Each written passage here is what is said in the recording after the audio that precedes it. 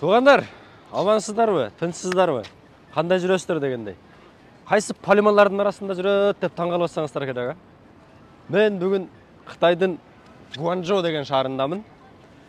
Бул Таиландка жакын, же болбосо юг жагы, ысык жагында жүрөм. Азыр ноябрь айы болуп калды, ошентсе деле мына футболкачан сыртта азыр 30 градустан өйдө болуш керек. Эми бул жака эмне келгенин кыскача түшүндүрө кетейин сиздерге. Биякта азыр выставка болуп атат. Ошону мындай бизнес жаатында да аппараттар, наркотиктер тууралуу выставка болду. Ошону көргөзгөнү келдик. Негизги эмебиз, келген максатыбыз бизнес тууралуу да. Кийинки выпусктарыбыз ошо бизнес тууралуу, кандай эмеле кызыктуу аппараттар бар. Ну, кыскасы, в общем, бизнес тууралуу болот. Бирок бүгүн азыркы именно ушул видео бирок мындай шаар тууралуу болмокчу. Кыскасы мындай Гуанчжоуга келип кеткендей болосуздар. Транспортыны тууралуу, элдери тууралуу, магазин, ну, в общем, комплексно бүт чыгарып беребиз. Андыктан баягы готовьте чаёку дейт, эмне дейт? Чайыңыздарды дайындап отуруңуздар. Несинен баштайлам да биринчи транспорт, элдери, магазин. Мен биринчи көпчүлөргө эле барганда биринчи транспорт көргөзүп берем, Транспортты билебиз, кандай эме кылабыз, каякта жашайбыз. Анан магазиндеги баалар, ну, в общем, поочередно кете беребиз. Кеттик анда. Анан туугандар, азыр бир аз кечки убактысын көргөзөм да мен сиздергечи. Кечки жашоосу кандай булардынчы. Анан кечки менен күндүзгүн айырмасы деле жок, ошо бирдей эле элдер болот экен, ошол бар жок эле иштейт кыскасы. Могу азыр центринде жүрөм. Ондай небоскрептер негизи толтура. Нары жактарынан беричи. Эл көп экен да себеби. Анан могу зданияны көрдүңүздөрбү? Отелибиз ушунун эң башында. Адашпасам 77-нчи этажда. Ал жактан да видти көргөзүп берем сиздерге. Ал жакта жашашыбыз канча болду, аны да көргөзүп берем кыскасы. Биз менен бирге болуп туруңуздар. Биякта мындай полималар көп эле өсөт экен. Баягы ысык жер болгонуначы. Кышында деле эс алганы келип кетсеңиздер деле мындай стоящий эле жер экен да. Кеттик анда, биз менен бирге болуп туруңуздар. Эми сиздерге бир аз маалыматтар менен бөлүшкөнчө кетейин. Бул жака келиш расход канча болот деген суроо болуп калса сиздерде. Так, эсептеп баштадык анда. Туда обратно билетиңиз сразу ала турган болсоңуз, эслеби, Кыргызстанда турупчу. Арзаныраак болот. 50 000 сом болот да примерно. Анан эсли одну сторону эле бир тарабын алсаңыздар, биз өзүм алдым 32 000 сомго алдым. Азыр кайра кайтканыма деле ошондой примерно. 60 000 деп коелу, барып келген билетти. Анан эмне болду дагы отельге керек акча. Отелиңиз ошол бир кишиге эслеп ала турган болсоңуз 3 000 сом, 4 000 сом тегерегинде орточо балдар ушундай экен да. Эми орточораак отельде жашайм десеңиз. Азыр мен кетип аткан отель болсо ал эми чынында кымбат отель экен. Анан азыр мен 10 күндүкүн эсептеп берейин сиздерге. 10 күндүк расходту. 10 күнгө келип кетиш расходу да, например. Билетиңиз 60 000 болду, проживанияңыз 40 000 болсун, 100 000 болсун да. Общий кошулуп. Анан виза бар. Виза 40 000 сом. 140 000. Анан майда чүйдө нарак берак басасыз, тамак аш дегенде ошолор менен биригип 200 000 болсун. Дагы сиздер бир нерсени эске алып коюңуздар. Буларды дагы минималдаштырса болот негизичи, расходтордучу. Мисалы, визаны деле арзаныраагын издеп тапса болот. Визаны алып алгандан кийин билдик да, что арзанырактар бар экенинчи. Сиздер мага мындай техничный эле эме звонок кылып койсоңуздар, мен өзүм арзандарын айтабыз. Анан отелдин деле арзаныраагын сүйлөшсө болот. Ну, кыскасы арзаныраак варианттардан кылса болот, бир 20-30 000 үнөмдөсө деле болот да негизи. Анан туугандар, способ оплата, акча төлөө, кантип акча төлөйбүз деген суроого эми бир мындай кичине түшүндүрмө берейин. Alipay деген бар, билсеңиздер керек. Муну любой эле виза картаңызды, Кыргызстан банк, Optima, Бакай банк, любой эле ошол Alipay'ге подключение кылып коесуз. Анан келип бияктан Alipay менен төлөп жүрө бересиз. Автоматически ошол сиздин виза картаңыздан акча снимать этиле берет да. Просто Alipay'ди качать этип туруп эле верификациядан өтүп туруп эле паспортуңузду киргизип. Жана картаны привязка кылып коесуз, болду.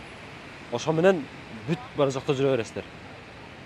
Кыскасы азыр мен кечкисини көргөзүп коеюн сиздерге. Кечки жашоосу кандай болот.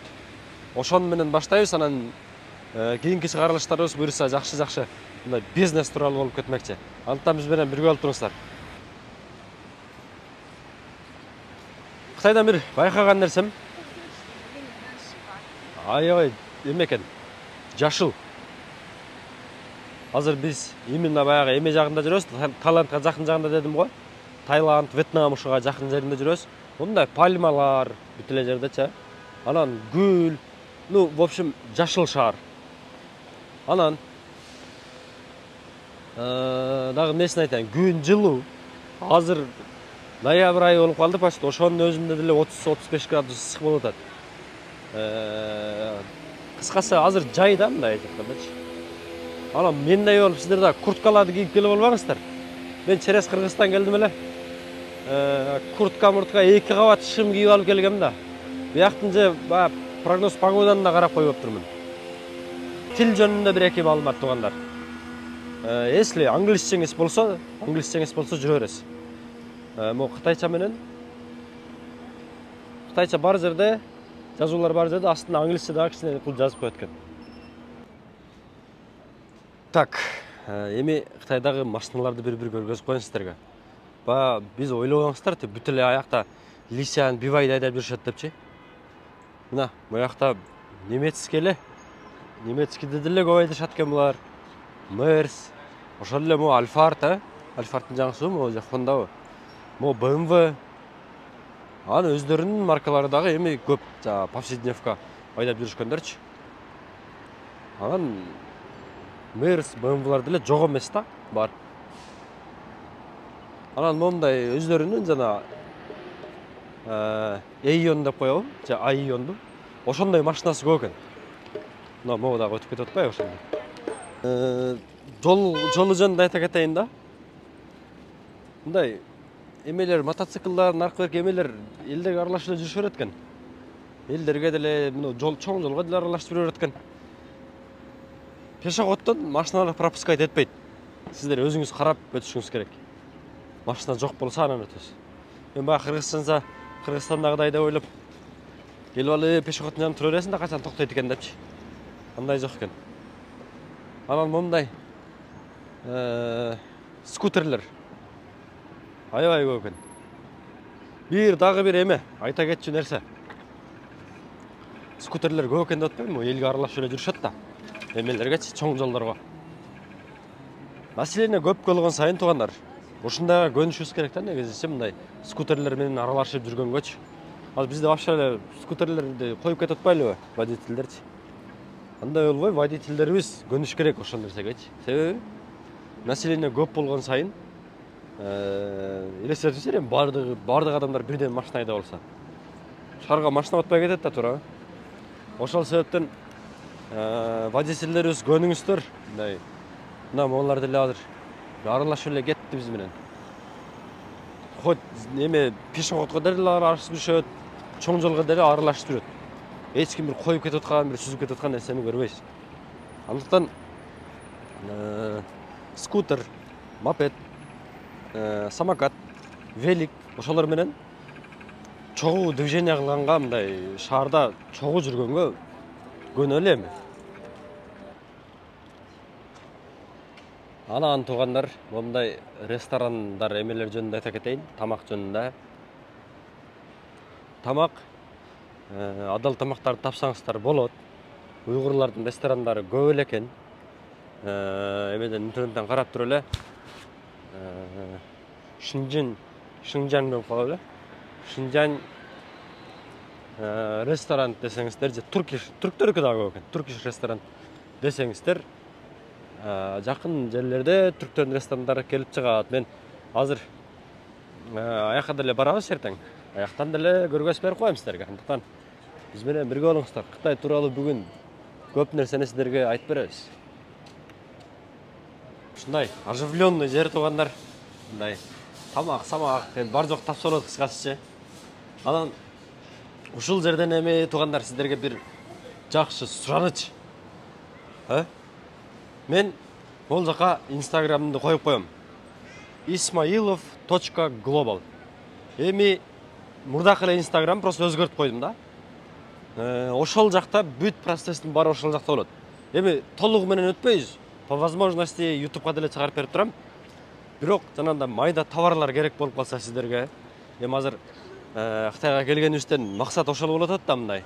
Бизнес жаатында келдик да. Негизи мен уже азыр процесс жүрүп атат. Кытайга көчүп келейин деп атам. Могу 1 ай 2 айдын ичинде уже көчүп келип калабыз. Анан мен инстаграмыма катталып коюңуздар. Сиздерге эмне товарлар кызык болсо, песка блог аппарат деп жана бир досум чалган. Мисалы да, же болбосо жанагындай бурчаткаларды чыгарган аппараттар, любой эле аппарат. Дагы эмне, сиздерге эмне керектүү, бизнеске керектүү нерселердин бардыгын чыгарып берип турабыз тургандар. Бул жактан деле номериңиздерди калтырып койсоңуздар, мен өзүм жооп берем. Instagram, WhatsApp блогу кабарлашсаңыздар, мага видео вызов менен чалыңыздар суранат. Себеби азыр мошенниктер деген жетип атат эми. Андыктан бири-бирибизди жакшы колдоп, буюрса мага колдоо көргөзүп туруңуздар. Жакшы нерселерди чыгарып берип турам. Жакшы иш баштап кеткениңиздерге бир аз болсо да жардам берем деген ойдомун. Буякта азыр бир Кытай брат менен, буякта азыр бир Кытай брат менен кент болуп алдым ужачы. Азыр мунун магазиниден сиздерге бааларын көргөзөбүз. Так. Фанталардан баштайлы. Фанта монда 3,5 юань. Сиздер өзүңүздөр эмеге көйт коерсиздер. Эмнеле? 12ге көйт коерсиздер ушуну тугандар. Бааларын примерно көргөзөйүн сиздерге. 3,5. Момда чайлар бар экен өзүнүн, биздеги макси чайлар 6 юань. 12ге көйт коерсиздер тугандар. Булары 4 юань.